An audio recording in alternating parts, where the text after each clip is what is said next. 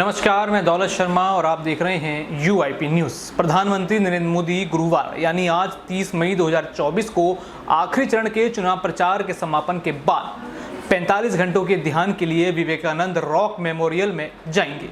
PM के आगमन और उनके कार्यक्रम को लेकर वहां तैयारियां जोरों पर चल रही हैं।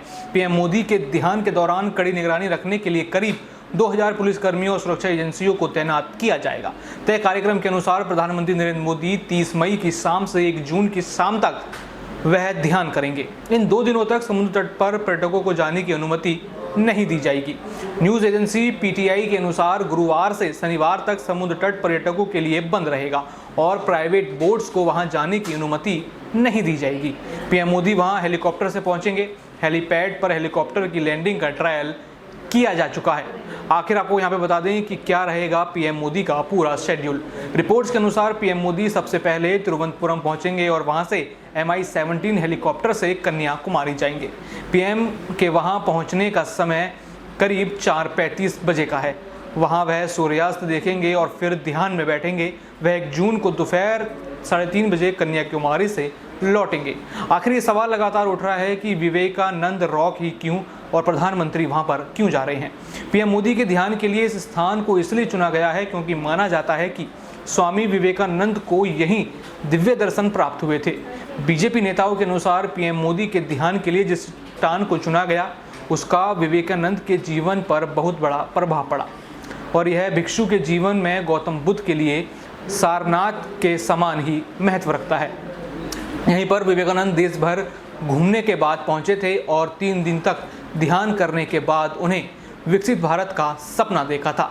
PTI के हवाले से बीजेपी के एक नेता ने कहा कि उस स्थान पर ध्यान करना स्वामी जी के विकसित भारत के सपने को साकार करने के लिए प्रधानमंत्री मोदी प्रतिबद्ध हैं। और नेता ने कहा कि इस स्थान को पवित्र ग्रंथों में देवी पार्वती की ओर से भगवान शिव के लिए ध्यान करने के स्थान के रूप में भी बताया जाता है।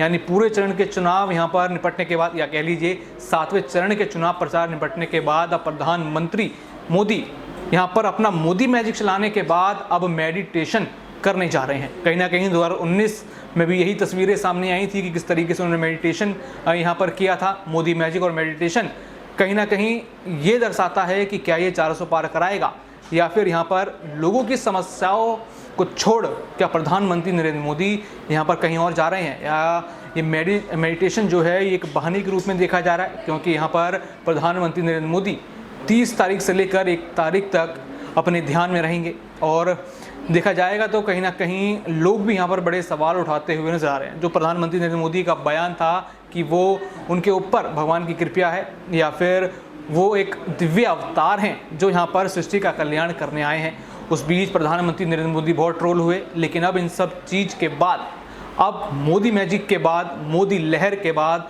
अब ये मेडिटेशन वाली चीज़ कहीं ना कहीं सामने निकल के आ रही है। तो देखना होगा कि क्या ये मेडिटेशन मोदी मैजिक 400 पार बीजेपी को करा पाएगा या नहीं। बाकी और भी ऐसी खबरें जानने के लिए देखते रहिए UIP न्यूज़। धन्यवाद।